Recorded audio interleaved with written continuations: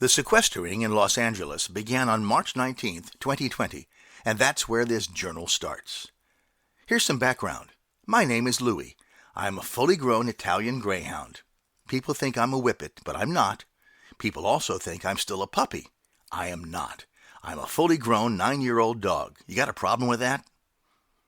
For my first 7 years, I lived with a nice young couple in the city of Los Angeles. My major activities there were eating, sleeping, and barking at anyone who went up or down the stairs outside their apartment. When the nice couple had a baby, they decided that one of us had to go, and for some reason, they sided with the baby and got rid of me. The wife gave me to her brother who lives in North Hollywood. The brother has a lovely wife and 2 young sons who were older. They were a busy family, and sometimes I got the feeling that I was just marking time. So mostly I stayed alone in my cage, zoning out. Their uncle, who lived in a converted garage called a granny flat, used to come over and play with me and sometimes change my food and water.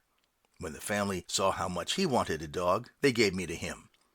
He started off by calling me a rescue dog until he realized that it sounded like I'd been mistreated, even though it won him sympathy from people who asked where he got me.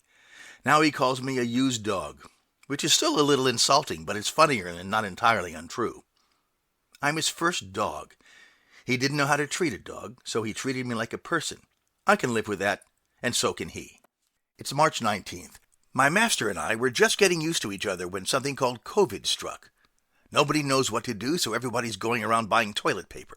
Apparently this is what humans do in an emergency, that and buying bottled water.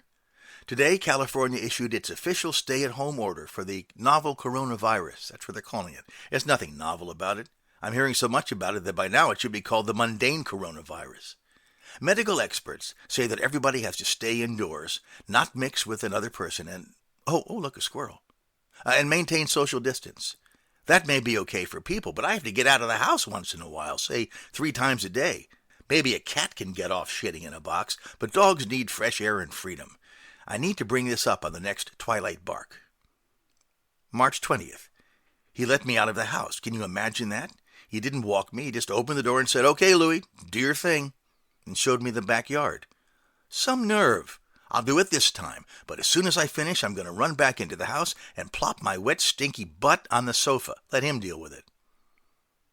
March 21st. It worked. He took me out on a leash like he's supposed to, picked up my poop afterwards in a plastic bag, and left it in the outside trash can.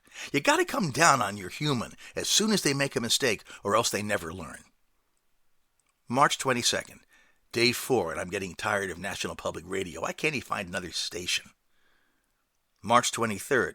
He finally broke down and got Netflix. March 24th. Christ, no, he's binging on Friends. March 25th. He's starting wearing a mask outside, but I still know it's him. He bought a package of them at the 99-cent store and came home grousing about how much they now cost when they used to be $1. At least he gets to leave the house. March 26th. There's got to be more than life than being walked along the same block. Maybe if I hold it in, he'll keep going another block or 2, and I'll get to check out that hot poodle I saw in the distance. March 27th.